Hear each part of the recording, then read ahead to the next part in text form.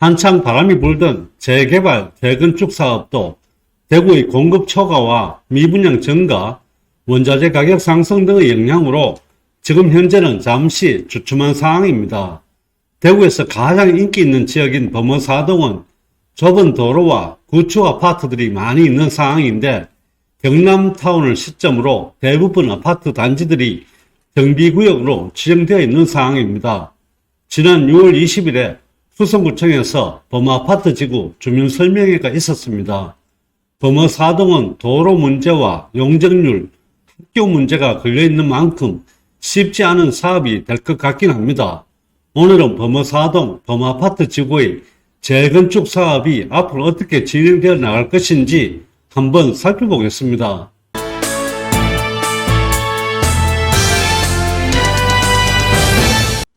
범어아파트 지구입니다. 황금동과 범어동 1호원이 되겠습니다. 기존의 면적보다 조금 다소 늘어나는 상황입니다. 주민설명회는 지난 6월 20일에 있었습니다. 향후 일정입니다. 6월에서 7월 사이에 주민설명회 및 주민의견을 청취하고 8월에서 9월 구의회 의견 청취, 10월에는 시 도시계획위원회 심의를 마치게 됩니다. 11월에 정비구역 변경 지정 및 지형도면 고시가 되겠습니다. 지형도면 고시가 되면 그대로 진행된다고 보시면 될 것 같습니다. 정비계획 변경 목적을 살펴보겠습니다. 첫 번째, 하나의 건축 부지에 여러 건축 용도를 허용하겠다는 겁니다. 79년도 아파트 지구를 지정할 당시 자족 기능을 가진 독립된 주거지 조성을 위해 하나의 건축 부지에 하나의 건축 용도만 허용을 했었습니다. 45년이 지난 현재 건축 유행, 정책 방향, 관련 법률 및 주변 지역과 상호관계, 구축 등의 여건을 반영해서 재건축 사업이 어려운 이유를 들어서 이번에 변경을 하게 되었습니다.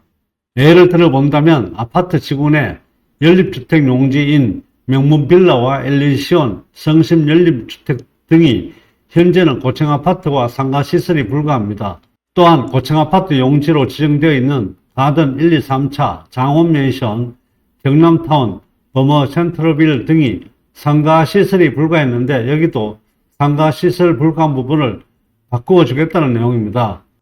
따라서 개별 재건축 정비계획 수립할 때 아파트 지구 규제를 해제하고 주택용지에는 상가시설 등을 허용을 해주게 됩니다.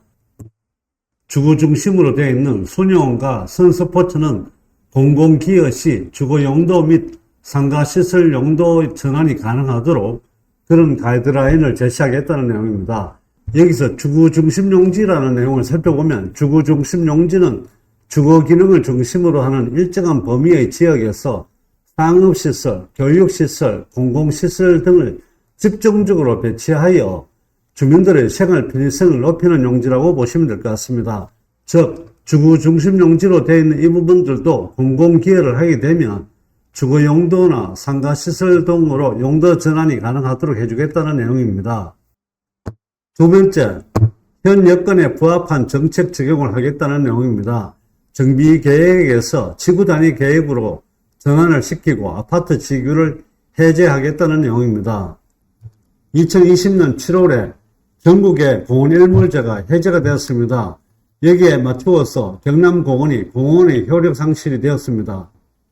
상위 계획 및 관련법에 따른 공원 녹지 확보 기준이 미충족되어 개별 재건축 사업 진행할 때 공공기여 및 규제 완화를 통한 공원 확보 방안을 마련하겠다고 하는데 공원 일몰제가 묶여있는 동안에 거기를 갖고 있던 소유자분들은 사실 재산권 행사를 하지 못했는데 다시 또 이렇게 공공기여를 하게 한다니 뭔가 대책이 필요할 것 같긴 합니다.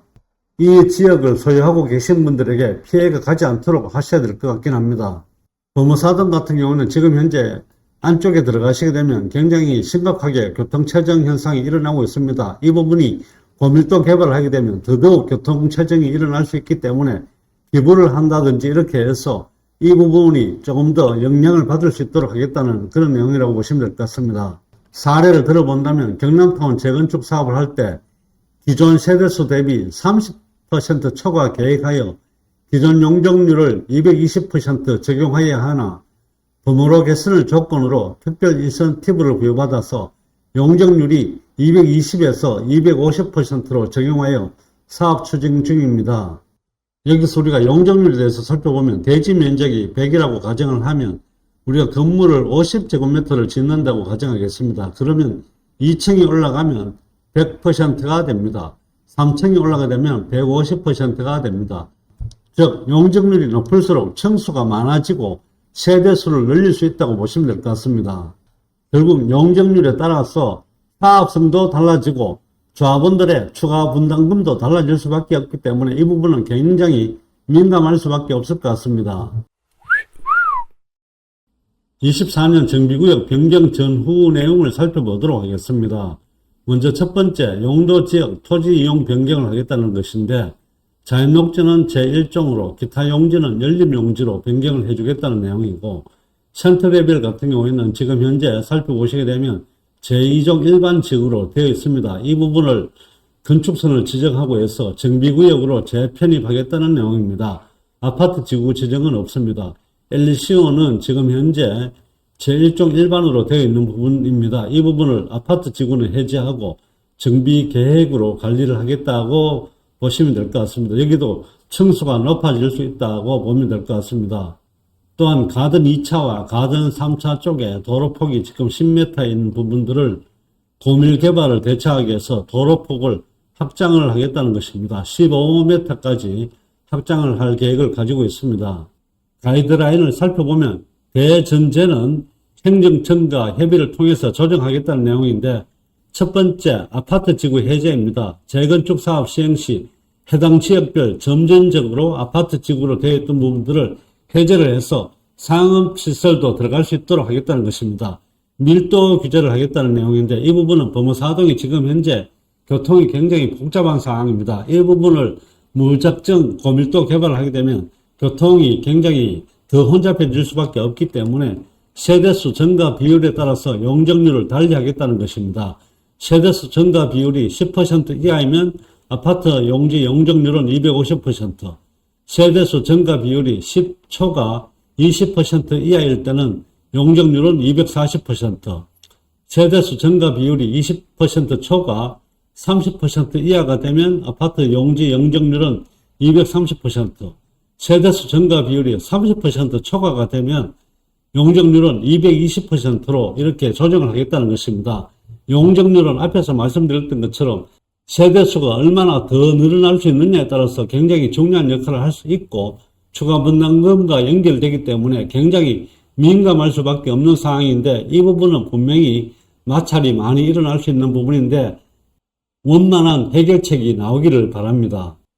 세 번째, 공공시설을 확보하겠다는 것입니다. 도로, 공원 등 개별 재건축 사업 시 교통영향평가 결과가 반영이 되는데 행정에서 최소한 선제적 공공시설 계획을 하고 재건축 사업할 때 개선된 도로 체계 및 도로폭을 추가로 확보하겠다는 그런 내용인데 또한 기부 체납을 통해서 공원을 확보하겠다는 그런 내용입니다. 이 부분은 앞에서 말씀드렸던 것처럼 그동안 공원 일몰제 이전에 사유재산이 침해가 될 수 있을 만큼 묶여 있었던 부분이 이제 해제가 됐는데 이 부분을 기부 체납하라는 조건으로 이렇게 또 시행이 되면 주민과의 마찰은 분명히 날 수밖에 없을 것 같습니다. 네 번째, 연립주택 용지 층수 완화입니다.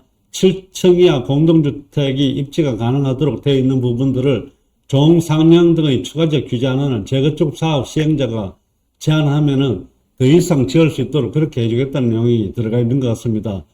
다섯 번째, 규제 해제 부분입니다. 훈련과 선스포츠 이론에 대해서 공공시설로 공공기여를 하게 되면 제2종을 3종으로 종상량시켜주면서 조금 더 개발이 용이하게 하도록 해주겠다는 그런 내용인 것 같습니다.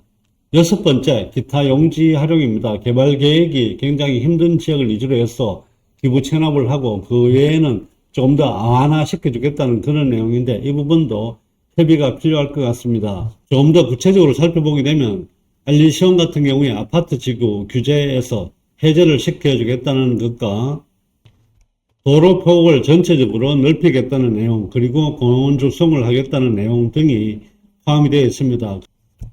공원을 조성하겠다는 것과 도로폭을 넓히겠다는 것입니다.